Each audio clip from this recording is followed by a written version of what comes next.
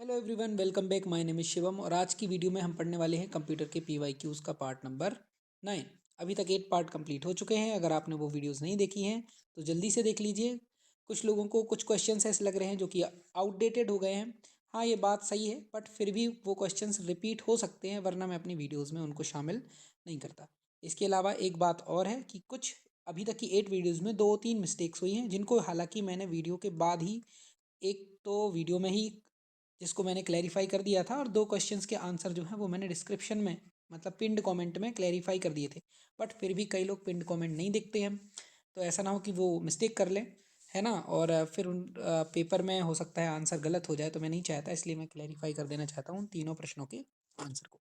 चलिए पहले वो कर लेते हैं और उसके बाद मैं आपसे चर्चा करता हूँ। तो एक प्रश्न तो ये था कि इनमें से कौन सा ओपन सोर्स ऑपरेटिंग सिस्टम है। तो ओपन सोर्स ऑपरेटिंग सिस्टम जो है, इसका आंसर एंड्रॉयड था। इसी वीडियो में यही प्रश्न 2 बार आ गया था, जिसमें एक बार मैंने आपको आंसर यूनिक्स बताया था। थोड़ा सा मिस्टेक हुई थी, इस बात को मैंने एक्सेप्ट भी किया था, और उसी वीडियो में लेटर आपको क्या कर दिया था, क्लैरिफाई भी कर दिया था। इसका आंसर है एंड्रॉयड। एंड्रॉयड जो है वो ओपन सोर्स ऑपरेटिंग सिस्टम है। इसको यूज़ करने के लिए आपको लाइसेंस की ज़रूरत नहीं पड़ती, आप इसको मॉडिफाई भी कर सकते हो, फ्री टू यूज़ है ना। जबकि यूनिक्स को रन करने के लिए लाइसेंस की आवश्यकता पड़ती है, इसलिए वो ओपन सोर्स नहीं होगा। इसके अलावा एक प्रश्न हो रहा है कि इनमें से कौन सा आईसीटी इनिशिएटिव था एमएचआरडी मिनिस्ट्री का, जो कि ई गवर्नेंस से रिलेटेड है फॉर इंस्टीट्यूशंस एंड यूनिवर्सिटीज़। तो इसका सही आंसर जो है वो होना चाहिए समर्थ होना चाहिए। मैंने आपको बताया था इंडिया डिजिटल ये लाइब्रेरी बताया था, हालांकि ये भी गवर्नमेंट का ही इनिशिएटिव है, बट मोस्ट प्रोबेबली जो ज़्यादा सही आंसर है वो समर्थ ज़्यादा सही आंसर है। इसलिए इसका आंसर जो है, आप इसको देख लीजिएगा। अगर आपके सामने ये प्रश्न रिपीट होता है तो इसका आंसर आपको समर्थ लगाना है। और ये आखिरी क्वेश्चन था कि कौन सा गवर्नमेंट इनिशिएटिव जो है वो ई गवर्नेंस को प्रमोट करता है। इसका सही आंसर होना चाहिए था डिजी लॉकर। उस समय मैंने आपको ये आंसर बताया था, बट आधार कियोस्क जो होते हैं वो फिजिकल होते हैं। मैंने आपको इस चीज़ को कमेंट सेक्शन में, पिन कमेंट में क्या किया था, क्लैरिफाई कर दिया था, बट फिर भी मैं आपको दोबारा बता दे रहा हूँ कि डिजी लॉकर एक ई गवर्नेंस गवर्नमेंट इनिशिएटिव। चलिए इस वीडियो को शुरू करते हैं। अभी तक की one of the most important video होगी, क्योंकि इसमें पावर पॉइंट, एक्सेल और वर्ड तीनों के जो है एमसीक्यूज हम शामिल करने वाले हैं। ओके, तो चलिए शुरू करते हैं। आज का हमारा पहला क्वेश्चन है कि विंडोज़ ऑपरेटिंग सिस्टम के जो वर्जन आए थे उनमें से कौन सा वर्जन इनमें से विंडोज़ ऑपरेटिंग सिस्टम का नहीं है। तो लिनक्स आपको पता है ये अलग ही ऑपरेटिंग सिस्टम है। विंडोज़ जो है माइक्रोसॉफ्ट का, उसके ऑपरेटिंग सिस्टम से बिल्कुल अलग है। ये सारे विंडोज़ के वर्जन थे। 2007 आया, फिर विंडोज़ एक्स आया, 11 आया, एक्सपी आई, सारी चीज़ें आई हैं, लेकिन लिनक्स अलग वर्जन है ना। इसका आंसर होगा लिनक्स। नेक्स्ट है, what is Windows explorer. Windows explorer क्या है? तो एक इंटरनेट एक्सप्लोरर है। ध्यान रखिएगा, इंटरनेट एक्सप्लोरर समझ के इसको आप वेब ब्राउज़र मत लगा दीजिएगा। विंडोज़ एक्सप्लोरर तो एक तरह का फाइल मैनेजर है ना। विंडोज़ एक्सप्लोरर एक्चुअल एक तरह का क्या है, फाइल मैनेजर। बहुत ही रिलेवेंट क्वेश्चन है, बिल्कुल रिपीट हो सकते हैं ऐसे प्रश्न। ग्राफिकल पिक्चर्स जो कि रिप्रेजेंट करती हैं किसी ऑब्जेक्ट को, जैसे कि फाइल, फोल्डर। तो जैसे एक ऐसे डिज़ाइन टाइप की बनी रहती है कि ये फोल्डर है, तो वो है क्या उसका एक्चुअल में, वो है आइकन। तो इसका सही आंसर होगा आइकन। नेक्स्ट क्वेश्चन बिल्कुल इजी है। अगर आपको डिस्प्ले करना है क्या, content of a folder in Windows explorer. Windows explorer में किसी फोल्डर के कंटेंट को डिस्प्ले करना चाहते हैं अगर आप, तो क्या करोगे? क्लिक करोगे आप उस पर, है ना, उसका नाम, रीनेम क्या करोगे? नेक्स्ट है, तो अगला क्वेश्चन कहता है कि which of the following is used to access a file from the computer store. Computer store से फाइल एक्सेस करने के लिए इनमें से किस चीज़ का यूज़ करते हैं, किस ऑप्शन का यूज़ करते हैं? इट इज़ एक्चुअली रिट्रीव, है ना। रिट्रीव करना, फाइल को एक्सेस करना मीन्स रिट्रीव करना। मीन्स का क्वेश्चन है, थोड़ा सा मुश्किल है, लेकिन आ भी सकता है, बिल्कुल पॉसिबल है ऐसे प्रश्न आना। नेक्स्ट क्वेश्चन जो है वो क्या कहता है कि in the split window view, जब आप स्प्लिट मोड में देखोगे, है ना, one title bar looks darker then the other. एक टाइटल बार दूसरे से डार्कर दिखता है। जैसे हम अभी मोबाइल की स्क्रीन को भी स्प्लिट कर लेते हैं ना, 2 एप्स एक साथ चला सकते हैं स्प्लिट करके, वैसे ही विंडो को भी स्प्लिट किया जा सकता है। 2 विंडोज एक साथ ऐसे ऐसे खुली हैं, तो कह रहे एक थोड़ी सी डार्कर दिखती है, एक का जो टाइटल बार है वो थोड़ा सा डार्कर दिखता है। क्यों? क्योंकि जो डार्कर टाइटल बार है वो ये दिखा रहा है कि वो एक्टिव विंडो है। एक्टिव विंडो का मतलब है कि अभी आप कोई भी कीबोर्ड की चीज़, जैसे मान लीजिए आपको यहाँ भी कोई फाइल फोल्डर खुला हुआ है, यहाँ भी कोई फोल्डर खुला हुआ है। अब मान लीजिए इनमें से अभी आप इस पर एक्टिव हो, है ना, ये वाला डार्क दिख रहा है। अब आपने Ctrl+F दबाया, Ctrl+F से फाइंड होता है, तो इस वाले में फाइंड करना शुरू करेगा कि इस वाले में फाइंड करना शुरू करेगा? इस वाले में फाइंड करना शुरू करेगा, क्योंकि ये एक्टिव है ना। तो ये दिखाने के लिए कि अगर आप कोई ऑप्शन कीबोर्ड पे दबाएंगे या माउस पर कुछ चीज़ करेंगे तो वो यहाँ होगी, है ना। कीबोर्ड पे कोई चीज़ क्लिक करेंगे तो इस तरफ होगी, ना कि इस तरफ। क्यों? क्योंकि वो वाली एक्टिव है। नेक्स्ट है and menu is available at which button. तो कौन से बटन पर एंड मेन्यू अवेलेबल रहता है? तो मेन जो बटन है, एक ही बटन होता है जिसको स्टार्ट बटन बोलते हैं, उसी के अंदर ये सारे ऑप्शंस ओपन होते हैं, है ना। तो स्टार्ट बटन इसका आंसर होगा। ये सिंपल सा क्वेश्चन है कि आपको log of, why do you log of, why should you log of actually, है ना। आपको क्यों लॉग ऑफ कर देना चाहिए अपना कंप्यूटर जब आप आउट जा रहे हो? भाई कोई आपकी फाइल पासवर्ड चुरा ले तो, है ना। तो ये तो सिंपल सा प्रश्न है। अगला प्रश्न कहता है कि विच ऑफ द फॉलोइंग, इनमें से क्या रेफर करता है टू द रेक्टेंगुलर एरिया। क्या है वो रेक्टेंगुलर एरिया?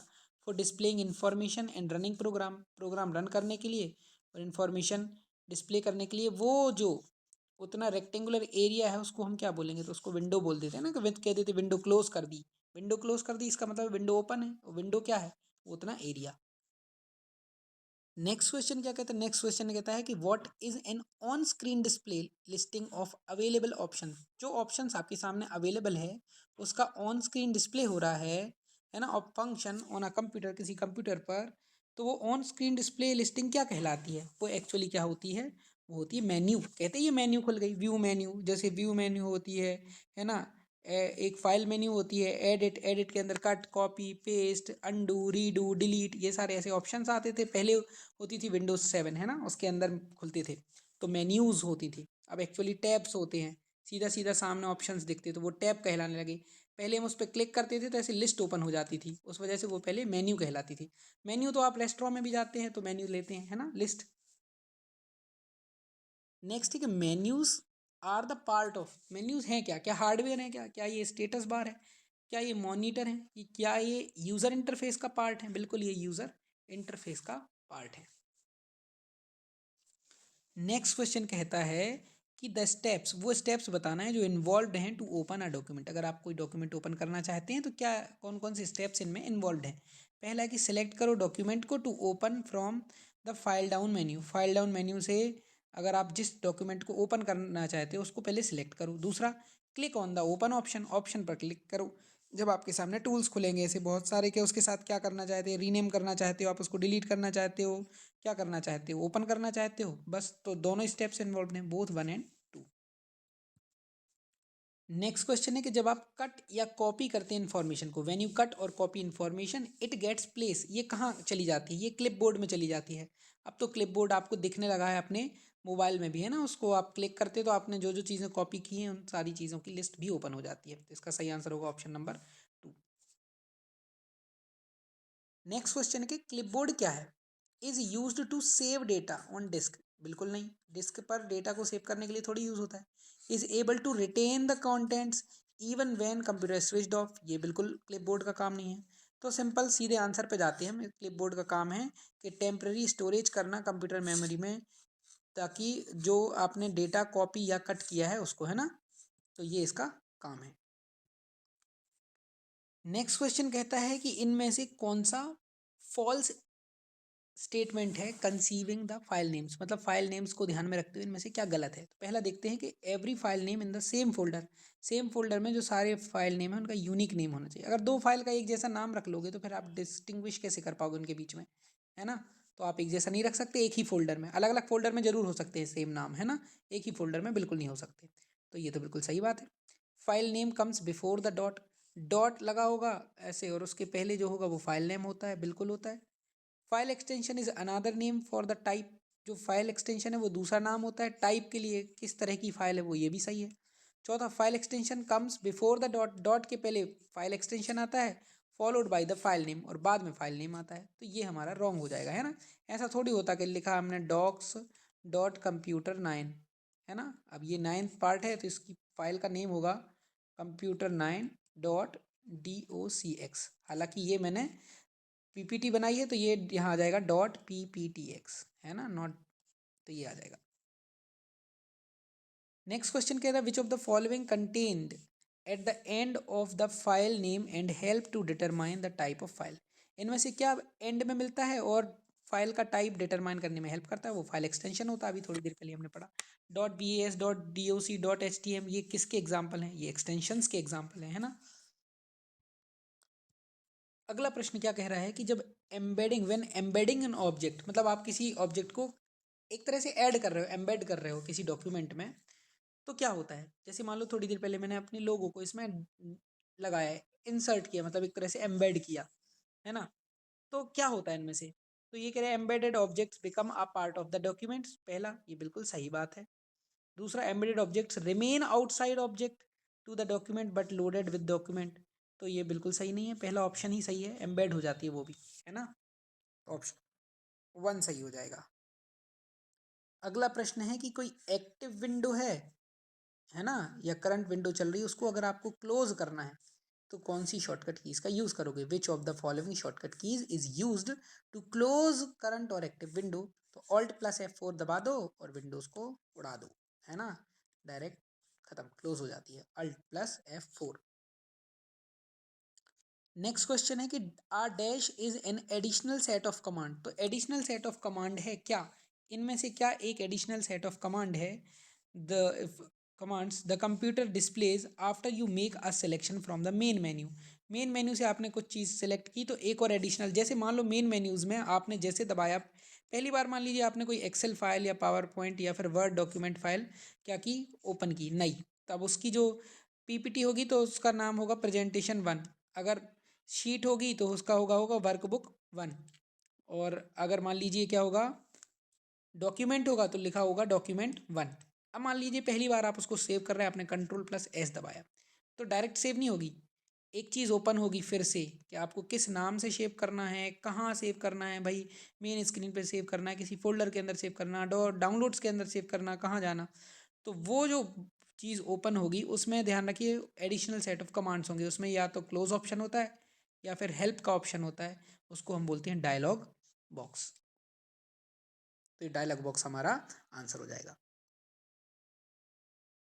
चलिए, MS word is a text और डॉक्यूमेंट एडिटिंग एप्लीकेशन प्रोग्राम, ये तो हमें पता है, that comes in package of MS office, which among the given option is not related to MS word. MS word में इनमें से क्या ऑप्शन नहीं है था, ये तो हमें पता है भाई, एंटीवायरस MS वर्ड के अंदर थोड़ी होता है ना। तो ये हमारा, ये तो ईजी था। नेक्स्ट है कि अगर आपको फॉन्ट चूज करना है किसी सेंटेंस के लिए वर्ड डॉक्यूमेंट के अंदर, है ना, वर्ड फाइल के अंदर, तो आप क्या यूज़ करोगे? आपको सिलेक्ट करना फॉन्ट, लेकिन वो किस मेन्यू में मिलेगा? तो वो मिलता है फॉर्मेट मेन्यू में, है ना।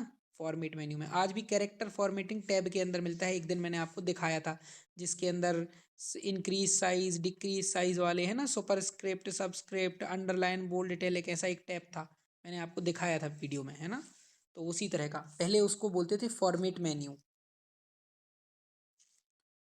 अगला प्रश्न बोलता है कि किस मेन्यू में हमें कमांड डॉक्यूमेंट, है ना, ये ऑप्शन मिलेगा? तो देखिए इसका आंसर जो है वो बुक भी और इंटरनेट भी डेटा बता रहा है, बट एक्चुअल में वो अभी तक मुझे खुद समझ में नहीं आ रहा, और आजकल हम जो है Windows 7 का यूज़ भी नहीं कर रहे हैं। तो मैं अगली वीडियो में इसको क्लैरिफाई कर लूँगा इसका सही आंसर क्या है। बाकी बुक के हिसाब से आंसर नंबर 4 डेटा। तो डेटा मेन्यू मैंने, मुझे एकदम से समझ में नहीं आया डेटा मेन्यू क्या है ना, देखूंगा मैं उसको। तब तक के लिए आगे बढ़ते हैं ना, नेक्स्ट वीडियो में हम इसको क्लैरिफाई कर देंगे। सॉफ्ट पेज ब्रेक्स, तो एक तो पेज ब्रेक आप खुद फोर्स करके डालते हो, और एक खुद अपने आप ही पेज, दो पेज आपस में, है ना, अलग रहते हैं ना, उनको बोलते हैं पेज ब्रेक। तो पेज ब्रेक जो होते हैं वो inserted by word automatically eight the end of the page, तो ऑटोमेटिकली इंसर्टेड होते हैं, है ना। अगर आप फोर्सफुली करोगे तो फिर वो सॉफ्ट पेज ब्रेक नहीं कहलाएगा। नेक्स्ट क्वेश्चन कह रहे हैं कि अगर आपको फोर्स करना है पेज ब्रेक को तो क्या करोगे? तो आप इंसर्ट या सेक्शन ब्रेक का यूज़ करोगे, इस ऑप्शन का यूज़ करोगे, और इससे क्या हो जाएगा, फोर्स ब्रेक, पेज ब्रेक हो जाएगा। नेक्स्ट है you specify the save details of your file. तो आपकी जो फाइल है उसकी सेव डिटेल्स को स्पेसिफाई कहाँ करते हो, save as a file dialog box में, है ना, save as a file, save the file as नहीं, सेव एज अ फाइल। तो इसका ये सही आंसर होगा। नेक्स्ट क्वेश्चन है कि how many ways you can save a document. ऐसे प्रश्न थोड़ा आना मुश्किल है, बट फिर भी इसका आंसर है 3। F12 दबाओगे आप, सेव हो जाएगा, save as dialog box open हो जाएगा, है ना। कंट्रोल+S दबाओगे, सेव हो जाएगा। और क्या करोगे, और इसके अलावा आप क्या चाहो तो सेव एज ऑप्शन का ही यूज़ होता है, फाइल मेन्यू में जाके सेव या फिर सेव एज पर क्लिक कर सकते हो। तो एक तो क्लिक करके कर सकते हो, दूसरा शॉर्टकट कीज से कर सकते हो, 2 तरह से। तो 3 हो गए टोटल हमारे पास। नेक्स्ट क्वेश्चन क्या कहता है, to move to the bottom of document. Document के बॉटम तक अगर आपको जाना है while working on MS word, which command is used. कौन सी कमांड यूज होती है। देखो, एंड की जो होती है वो किसी लाइन के एंड में ले जाती है कर्सर को, है ना, एंड का मतलब ही एंड होता है, लेकिन डॉक्यूमेंट के एंड में नहीं ले जाती। लेकिन अगर आपको डॉक्यूमेंट के एंड में बॉटम में जाना है तो फिर कंट्रोल के साथ एंड को क्लिक करना पड़ेगा। तो इसका सही आंसर होगा कंट्रोल+एंड। लेकिन बुक जो है वो बता रही है कंट्रोल+पेज डाउन, बट ये एक्चुअल में सही आंसर इसकी जगह पे ये ज़्यादा बैठ रहा है। कंट्रोल+एंड से सीधा कर्सर जो है वो बॉटम ऑफ द डॉक्यूमेंट चला जाता है। ठीक है। पेज डाउन से क्या होता है, पेज डाउन, अकेला पेज डाउन दबाओगे तो कर्सर कहीं नहीं जाता, बट एक स्क्रीन नीचे जो इसके बाद वाली स्क्रीन में जितना हिस्सा आना चाहिए था, तो पहले अगर ये ओपन हुआ होगा जैसे पेज डाउन दबाओगे तो अब अगला ये हिस्सा दिखने लगेगा आपको, लेकिन कर्सर वहीं रहेगा जहां पहले था। अगला प्रश्न कह रहा है कि शॉर्टकट की क्या है जो कि लास्ट लाइन में भेजती है आपको डॉक्यूमेंट के, वो भी आपको क्या है कंट्रोल+एंड। ये एल ऐसा कुछ नहीं होता, है ना, यही आंसर है दोनों का। चलिए बढ़ते हैं नेक्स्ट क्वेश्चन पर। एक वर्कशीट, चलिए अब एक्सेल के प्रश्न आ चुके हैं, MS एक्सेल के, है ना। तो एक worksheet is made up of columns and rows. तो एक वर्कशीट जो है कॉलम और रोज से बनी होती है, आपको बताना है कि कॉलम क्या है और रोज क्या है। तो कॉलम जो होती है वो ऐसे स्ट्रेट ऐसे खड़े हुई लाइंस होती है, ये ऐसे में रोज होती हैं, है ना। तो ये एक रो हो गई और ये ऐसा पूरा एक कॉलम हो गया, है ना, ये कॉलम हो गए। तो इसका आंसर जो ऑप्शन है वो ये, column run vertically, column vertically run करते हैं और रोज रन हॉरिजॉन्टली, है ना। इसमें उल्टा लिखा हुआ तो ये गलत है, ऑप्शन नंबर 2 सही है। और कह रहे रन डिपेंडेंट है ऑन द एप्लीकेशन, बिल्कुल डिपेंडेंट नहीं है, कॉलम तो यही रहेंगे ना, ऐसा थोड़ी है कि ये कॉलम बन जाएंगे। तो ऑप्शन 3 बिल्कुल करेक्ट नहीं है, ऑप्शन 2 अकेला करेक्ट है। नेक्स्ट है कि anything that is typed in a worksheet. Worksheet में अगर आप कोई चीज़ टाइप करोगे तो वो कहाँ दिखेगा, फॉर्मूला बार में, एक्टिव सेल में, in both active cell and formula bar. तो इसका सही आंसर होगा एक्टिव सेल में भी दिखेगा वो चीज़ जो आप टाइप करोगे और फॉर्मूला बार में भी दिखेगा। मैं आपको दिखाता हूँ, रुकिए। देखिए एक गूगल शीट मैंने आपके सामने ओपन की है, यहाँ आप देखिए ये कहलाता फॉर्मूला बार। देखिए यहाँ आप फॉर्मूला लिख सकते हैं इसलिए फॉर्मूला बार, और ये एक्टिव सेल है क्योंकि ये सिलेक्टेड है। तो यही चीज़ फॉर्मूला बार में भी दिख रही है और एक्टिव सेल में भी दिख रही है। नेक्स्ट क्वेश्चन कह रहा है कि इनमें से कौन जो है स्प्रेडशीट पैकेज का एग्जाम्पल है, तो है विजी कैल्क, है ना, एप्पल ने बनाया था पर्सनल कंप्यूटर के लिए। तो विजी कैल्क एक तरह की जैसे एक्सेल शीट होती है वैसे ही है। एक्सेल में जो कॉलम और रोज इंटरसेक्ट करती हैं, तो ये मान लीजिए ऐसे कॉलम हैं, ये रोज हैं, तो इंटरसेक्ट करेंगी तो ये क्या बनेगा, ये बनेगा इंटरसेक्शन। क्या कहलाता है, तो इंटरसेक्शन जो है वो बन जाएगी एक सेल बन जाएगी। नेक्स्ट है कि इलेक्ट्रॉनिक स्प्रेडशीट में क्या होता है, रोज कॉलम सेल्स सब कुछ होता है ना। Collection of worksheet is called, तो वर्कशीट का कलेक्शन कहलाती है वर्कबुक। वर्कबुक बोलते हैं ना, जो कि एक तरह की एक्सेल फाइल है। नेक्स्ट क्वेश्चन कह रहा है कि एक्सेल में इनमें से कौन सा ऑप्शन अलाउ करता है यूजर्स को to bring together copies of workbooks that other users gave worked on independently. तो अलग अलग लोगों ने मान लीजिए कुछ कुछ काम किया, अब इन सारी सीट्स को हमें इकट्ठा करना है, तो इसको हम क्या बोलेंगे, इनको बोलते हैं मर्ज कर देना, है ना, मर्ज करना, ऑप्शन नंबर 2। कह रहे अगर वर्कशीट को हम सेव करेंगे तो सेव एज डायलॉग बॉक्स जो है वो क्या करता है। पहला ऑप्शन क्या कहता है, पहला ऑप्शन कहता है is use to open saved Excel file, saved Excel files को ओपन करने में यूज होता है। तो बिल्कुल नहीं, सेव एज ओपन क्यों करेगा, ओपन ऑप्शन करेगा वो तो। Is use for saving the file for the first time, बिल्कुल, अगर पहली बार आप कंट्रोल+S भी जो है प्रेस कर रहे हैं तो भी सेव एज ही ओपन होगा, क्योंकि पहली बार आपसे वो पूछेगा कि कहाँ फाइल सेव करना चाहते हो, कैसे करना चाहते हो, तो पहली बार में भी सेव एज होगा। और अगर आपको किसी अल्टरनेटिव नेम से भी, जैसे मान लीजिए अभी आप किसी वर्क फाइल पे वर्क कर रहे हैं, अब आप चाहते हैं ये फाइल भी मेरे पास रहे, इसमें मैं थोड़ा सा एडिट कर दूँ, वो पुरानी फाइल भी मेरे पास रह जाए और नई फाइल भी रह जाए, तो आप Ctrl+S नहीं दबाएंगे, फिर आप सेव एज करोगे, तो जो पुरानी फाइल है वो इंटैक्ट रह जाएगी और जो आपने चेंजेस किए वो नई फाइल के रूप में सेव किए जा सकते हैं। तो ऑप्शन नंबर 4 सही हो जाएगा वो। नेक्स्ट क्वेश्चन कहता है इनमें से कौन सा वैलिड फॉर्मूला नहीं है। तो वैलिड फॉर्मूला होने के लिए सेल का एड्रेस तो प्रॉपर होना चाहिए। तो ये कोई सेल का एड्रेस ही नहीं है ना, 1A कोई सेल का एड्रेस नहीं होता।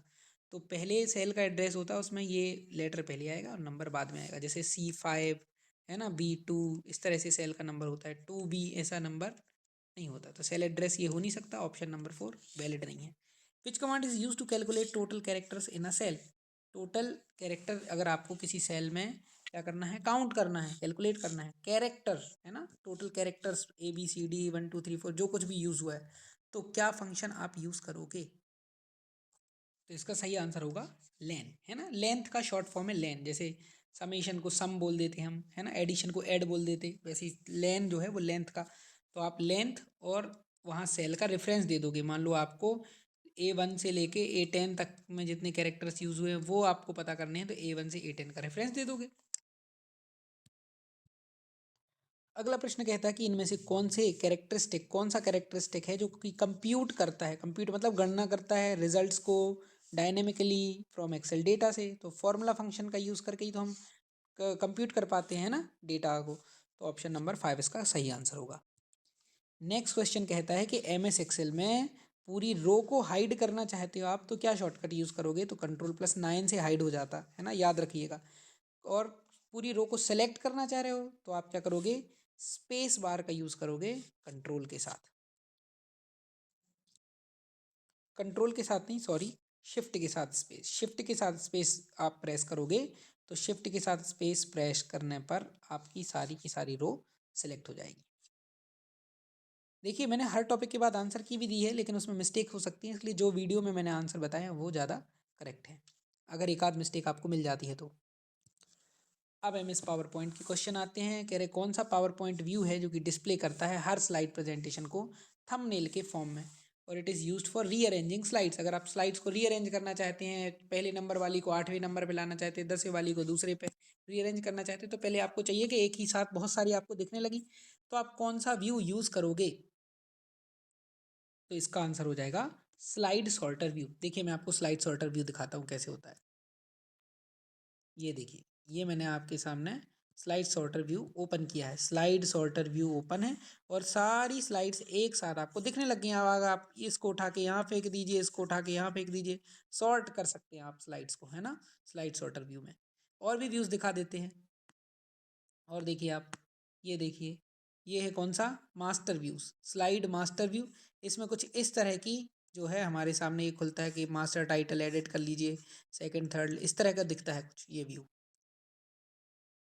फिर ये नोट्स पेज व्यू है, इस तरह का दिखता है कुछ नोट्स पेज, है ना, जहाँ की जो प्रेजेंट कर रहा हो उसको अपने नोट्स ऐड करने के लिए यूज़ होता है ना, नोट्स पेज व्यू, जो प्रेजेंट करने वाला है उस PPT को। ऐसे दिखता है कुछ हैंड आउट मास्टर व्यू, है ना। और बाकी ऐसे इस तरह के व्यूज़ होते हैं। सबसे ज़्यादा इंपॉर्टेंट देखा जाए तो वो स्लाइड सॉर्टर व्यू बहुत बात पूछने को आ जाता है। एक स्लाइड शो होता है, स्लाइड शो तो वो पूरी की पूरी जो फुल स्क्रीन कर दी जाए ना, आपको पता नहीं चलेगा, कोई भी ऑप्शन इनमें से दिखेगा नहीं, तो वो चीज़ होती है स्लाइड शो। जब आपको प्रेजेंट ही करना हो तब आप स्लाइड शो व्यू यूज़ करेंगे। अगला प्रश्न क्या कह रहा है कि कौन सा फीचर है जो इंक्लूडेड है ना। तो माइक्रोसॉफ्ट पावर पॉइंट में जो कि अलाउ करता है एक ही साथ में बहुत सारी स्लाइड्स को देखना, ये भी वही आंसर है, सेम प्रश्न ही है, थी ना, थोड़ा सा उसकी क्या चेंज है, लैंग्वेज चेंज है। तो आज के हमारे यहाँ प्रश्न फिनिश हुए। आज हमने MS Excel, MS word, MS PowerPoint के कुछ क्वेश्चंस किए। मैंने MS एक्सेस जानबूझ के छोड़ा है, वो सारी चीज़ें कई बार इररिलेवेंट होती हैं और नहीं आएंगी, फिर आ गई तो हो सकता है आपकी किस्मत ख़राब हो। बहुत सारे लोग जो हैं उसमें फिर उस तरह से स्कोर कर भी नहीं पाएंगे, और फिर जो इररिलेवेंट चीज़ हैं वो हम अगर अभी से अगर वो सारी चीज़ें भी पढ़ेंगे तो ऐसे तो हर सब्जेक्ट में आपको बहुत सारी चीज़ें पढ़ने की ज़रूरत पड़ेगी। तो बस ये समझिए ये लास्ट वीडियो थी, नहीं सेकंड लास्ट वीडियो थी। इसके बाद एक और वीडियो आएगी, फाइनल वीडियो होगी, 10th वीडियो। इसके बाद एक भी वीडियो आपको कंप्यूटर की नहीं मिलेगी और आपका सारा वर्क जो है वो कंप्लीट हो गया है। अब नेटवर्क सिक्योरिटी, एंटीवायरस, इन सबसे रिलेटेड कुछ और क्वेश्चंस मिले हैं तो जो हम कर चुके हैं वो नहीं करेंगे, कुछ जो भी नया मिलेगा वो और हम कर लेंगे। और इस तरह जो है हमारा एक जो आईसीटी एक सब्जेक्ट है आपका वो कंप्लीट हुआ। इसकी चिंता करने की आवश्यकता आपको बिल्कुल है नहीं। तो धन्यवाद, आपका दिन शुभ हो और ये वीडियो देखने के लिए बहुत बहुत धन्यवाद।